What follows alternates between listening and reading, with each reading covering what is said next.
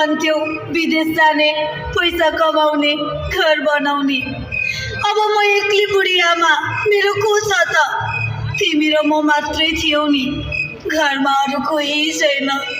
म वृद्धको सहारा तिमी नै थियौ। देश परिवर्तन गर्न जान्छु भनेर गयौ, तर यस्तो कहिल्यै नफर्किने गरी अब कसले खुवाउँछ मलाई? कसले बोलाउँछ आमा भनेर?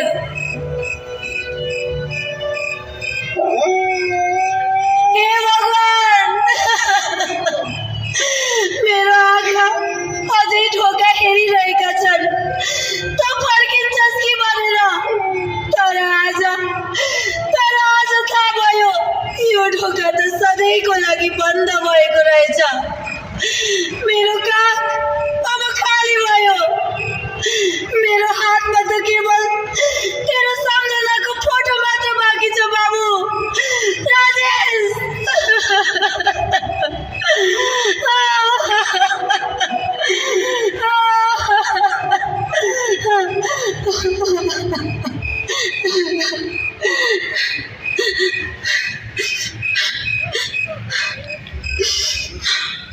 म एक्लै वृद्ध आमालाई अब कसले खुवाउँछ, कसले बोलाउँछ आमा भनेर?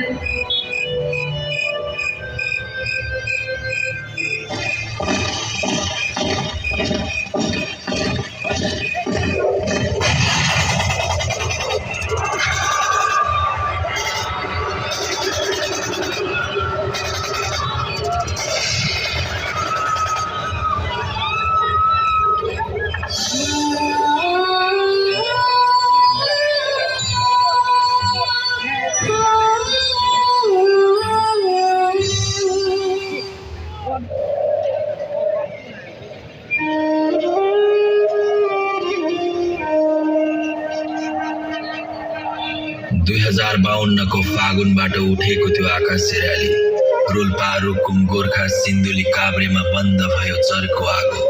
17,000 भन्दा बढी प्राण बलि चढे, घरका छोराछोरी फर्केनन्, परिवार टुटे, आमा बुवाहरू चिर भयो, आँखामा अनन्त प्रश्न, खै परिवर्तन?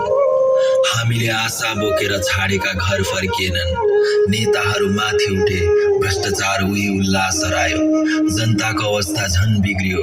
हरेक बिहानले सोध्यो, कहिले परिवर्तन? शहीदहरूको रगतले लेखे कथा, तर त्यो कथा अधुरो रह्यो। अनि उनीहरूको रुइरहेका